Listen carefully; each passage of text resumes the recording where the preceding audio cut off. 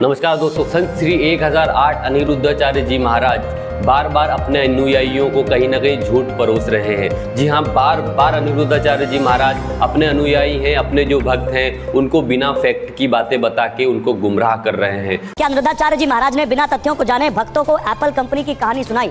महाराज जी, ये आपके दिमाग में कैसे आया? कहाँ से आपने तथ्य जाना कि स्टीव जॉब्स को नीम करौली बाबा ने खाया हुआ एप्पल दिया था? एप्पल बनाने वाले जो मालिक हैं, जो भी हैं, वो नीम करौली आश्रम आए थे कि नहीं, पहले आप ये बताइए। जी आए थे, मिले थे। उनकी संतों के प्रति बड़ी श्रद्धा थी। किससे मिले थे?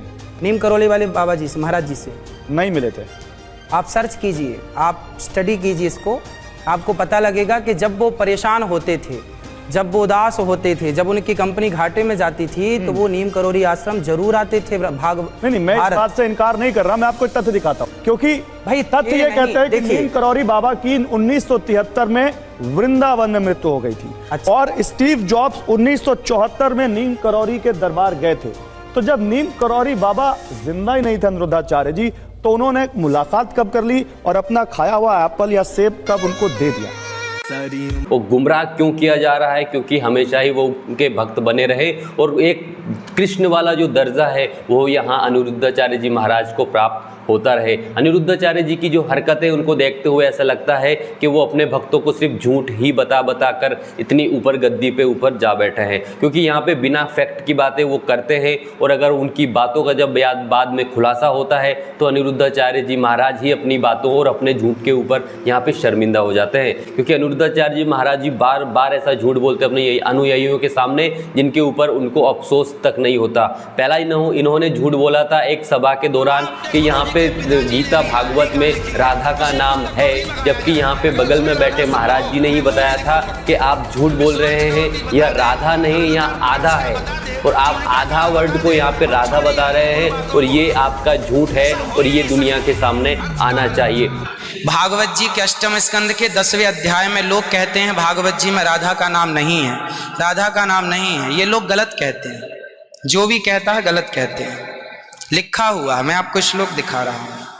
भागवत जी के 8वें स्कंद के 10वें अध्याय में श्लोक नंबर 40 है, लिखा है उद्यतायुध दौरदंडई राधावंतो भटान मृधे। राधावंतो लिखा, स्पष्ट लिखा गुरुजी। ऐसा है, नाश मत करिए। आधावंत है, आधावंत में दौड़ते हुए या संधि हो गई है गुरुजी। नहीं नहीं, ये गलत बात। आप आयुधों को लेकर के आधावंत।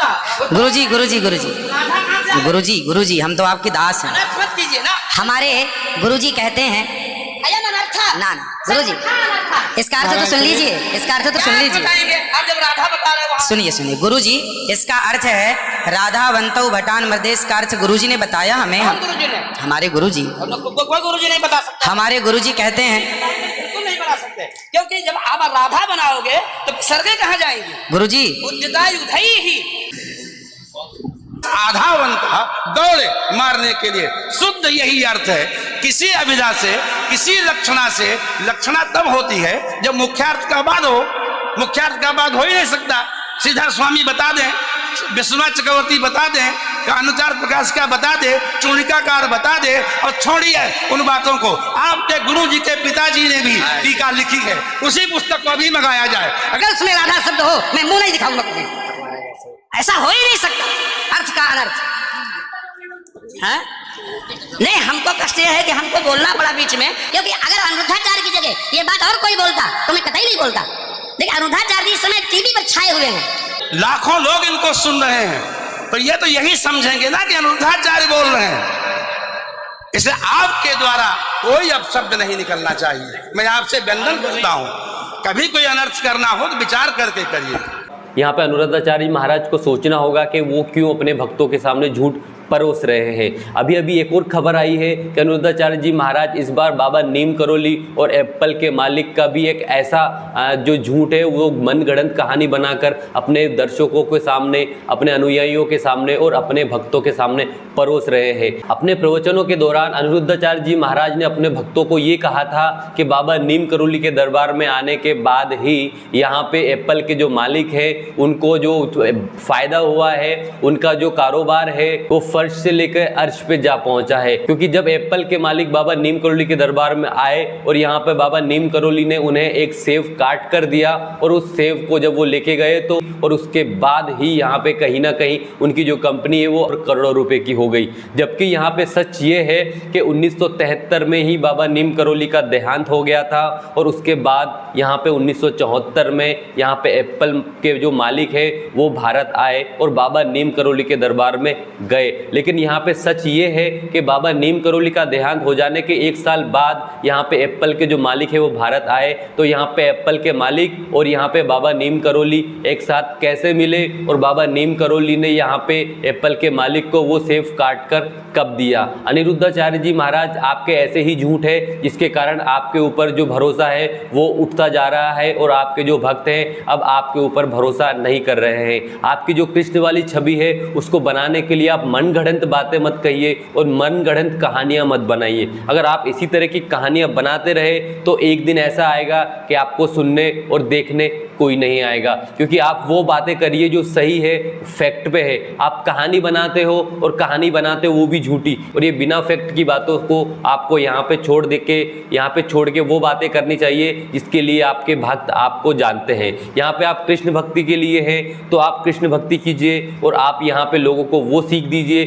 जो उनको चाहिए। आप वो बातें कहिए जो आपके अनुयायियों को, आपके भक्तों को सुननी है। मैं भी आपकी कहानियाँ सुनता हूँ और मुझे भी आपकी कहानियों में कोई फैक्ट नजर नहीं आता। हाँ, मैं आपके प्रवचन भी सुनता हूँ और हमेशा देखता हूँ कि आप कहाँ कौन सी गलत कहानियाँ अपने भक्तों को बता रहे हैं। मैं भी आपका भक्त हूँ लेकिन मैं अंधभक्त नहीं हूँ, क्योंकि मुझे वो चीज़ें जाननी होती है जो असल में सही होती है। आप अगर अपने अनुयायियों को, अपने भक्तों को गलत जानकारियाँ देंगे और बिना फैक्ट की जानकारियाँ देंगे तो ये तो आपके लिए भी गलत है और इसके लिए ही आपके ऊपर ये सवाल उठते हैं। हाल ही में आपने यहाँ पे TV9 को एक इंटरव्यू दिया है और इंटरव्यू में ही आपने कहा है कि बाबा नीम करोली और यहाँ पे जो एप्पल कंपनी के मालिक हैं दोनों आपस में मिले और बाबा नीम करोली ने एप्पल के मालिक को यहाँ सेव काट कर दिया और उसके बाद में उनकी जो कंपनी है वो अरबों करोड़ों रुपए की हो गई। जबकि यहाँ पे 1973 में ही बाबा नीम करोली का देहांत हो गया था और उसके बाद में यहाँ पे 1974 में एप्पल के मालिक जब भारत आए तो यहाँ पे बाबा नीम करोली ने उनको यहाँ एप्पल कैसे दे दिया।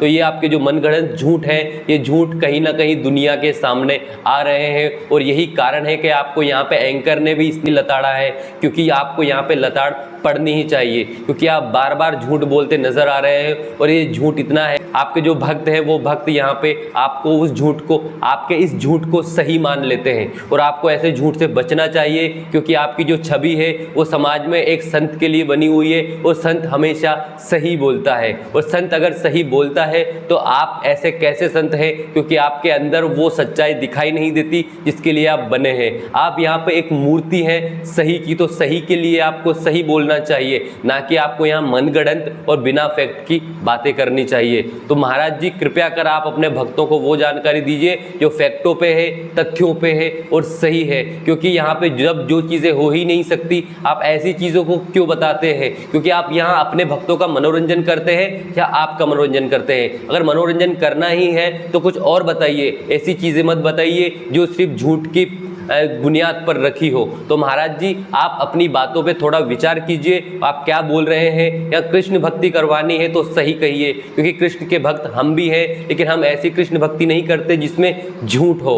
आप झूठी मनगढ़ंत बातें बना कर अगर अपने भक्तों को ऐसी जानकारी देंगे तो ये कहीं ना कहीं आपके लिए भी हानिकारक हुआ, क्योंकि भक्त भी वही उसी चीज़ को, भक्त भी उन्हीं संत को मानती है जो संत यहाँ पर सच बोलते हैं। दोस्तों आप बताइए, क्या यहाँ पे अनिरुद्धाचार्य जी महाराज का ये झूठ है, ये सामने आना चाहिए? आप अपनी राय मुझे कमेंट बॉक्स में जरूर दीजिएगा और अगर आपने इस चैनल को अभी तक सब्सक्राइब नहीं किया तो कर लीजिएगा। थैंक यू, धन्यवाद।